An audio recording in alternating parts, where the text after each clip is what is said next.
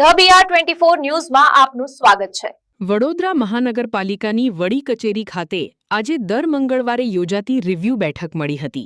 બેઠકમાં શહેરના વિકાસ, ટ્રાફિક વ્યવસ્થા, જાહેર પરિવહન, હેરિટેજ સંરક્ષણ અને નાગરિક સુવિધાઓને વધુ સશક્ત બનાવવા માટે અનેક મહત્વપૂર્ણ નિર્ણયો લેવામાં આવ્યા હતા। વડોદરા મહાનગરપાલિકાની રિવ્યૂ બેઠકમાં શહેરના હેરિટેજ અને પ્રવાસનને પ્રોત્સાહન આપવા માટે અગાઉ બંધ થયેલી સોવેનિયર શોપ ફરી શરૂ કરવાનો નિર્ણય લેવામાં આવ્યો છે। સાથે જ લાલકોટ અને માંડવી ગેટના નવીનીકરણની કામગીરીને પણ વેગ આપવામાં આવશે। આ ઉપરાંત અકોટા આજવા ખાતે અંડરવોટર એક્વેરિયમ, સેવાસી ખાતે લિનિયર પાર્ક અને કમાટીબાગમાં ક્રોકોડાઇલ વ્યુઇંગ પાર્ક જેવા પ્રોજેક્ટ્સ પર પણ કામગીરી આગળ વધી રહી હોવાનું જણાવાયું હતું। શહેરની ટ્રાફિક સમસ્યા હલ કરવા માટે પોલીસ સાથે બેઠક યોજી નવા પાર્કિંગ ઝોન અને પાર્કિંગ ચાર્જ નક્કી કરવામાં આવશે। બ્રિજ નીચે પાર્કિંગની સુવિધા વિકસાવવાની સાથે ગેરકાયદેસર પાર્કિંગ અટકાવવા માટે બોલાર્ડ્સ લગાવવાની કામગીરી પણ શરૂ કરવામાં આવી છે।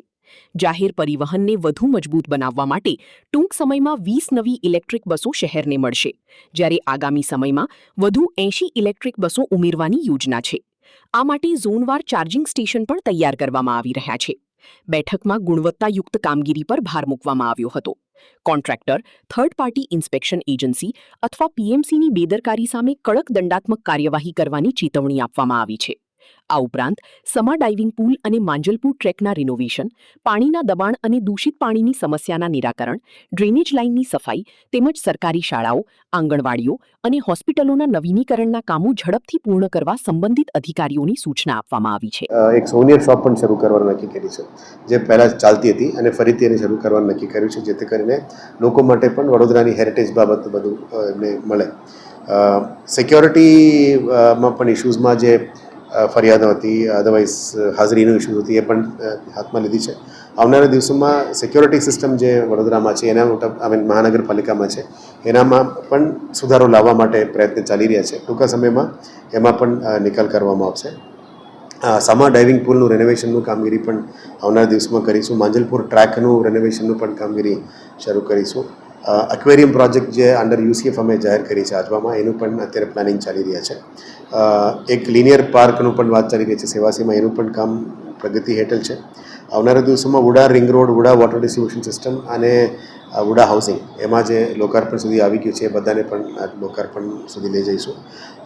વડોદરા મહાનગરપાલિકામાં યુનિફોર્મ સિસ્ટમ લાગુ થઈ ગયું છે અને ધીરે ધીરે તમામ યુનિફોર્મ્સ પણ પહેરીને પ્રોપર મિટિંગ્સ અટેન્ડ કરવાની શરૂ કરી દે છે।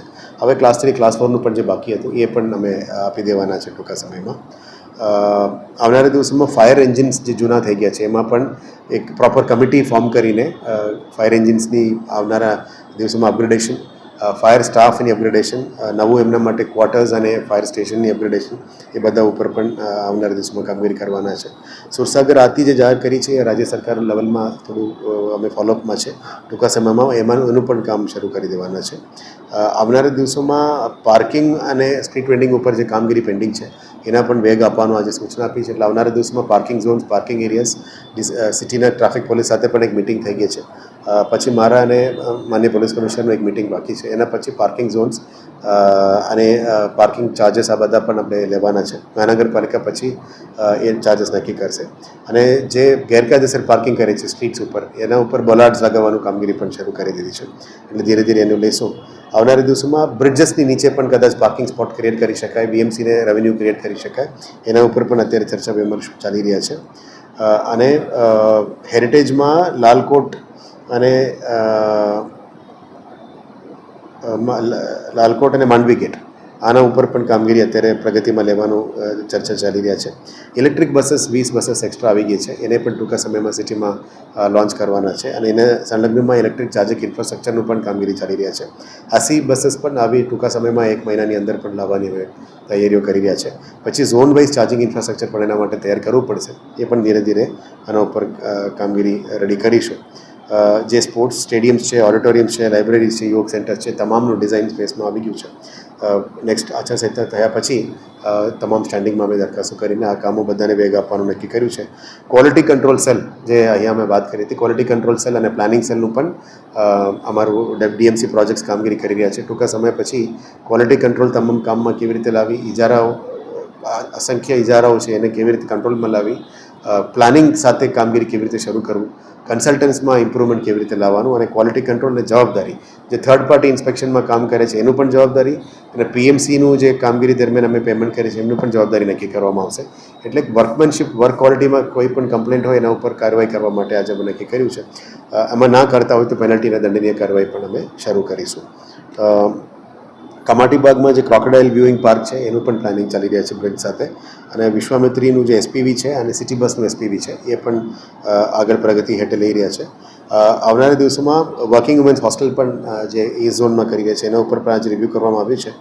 ટૂંકા સમયમાં એ અને સોલાર ટ્રીઝનું પણ ધીરે ધીરે અમે ખાતમુહૂર્ત લોકાર્પણ લેવલમાં લઈ જઈ રહ્યા છે. સોલાર ટ્રીઝનું પણ આફ્ટર 4th ઓગસ્ટ લોકાર્પણ સુધી લઈ જવાનું નક્કી કર્યું છે.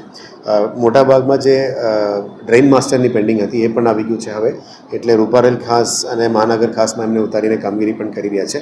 જે પણ જગ્યામાં પ્લાસ્ટિકની ભરાણ છે અદરવાઇઝ અટકાયત થઈ રહી છે બધાને પણ ક્લીન કરવાનું કામગીરી શરૂ કરી છે. મોટાભાગમાં આ જે 5 વોર્ડમાં અમુક એરિયાઝમાં વોટર કન્ટામિનેશન અને વોટર પ્રેશર ઇસ્યુઝ છે એને સુધારો લાવવા માટે પણ સૂચના આપી છે.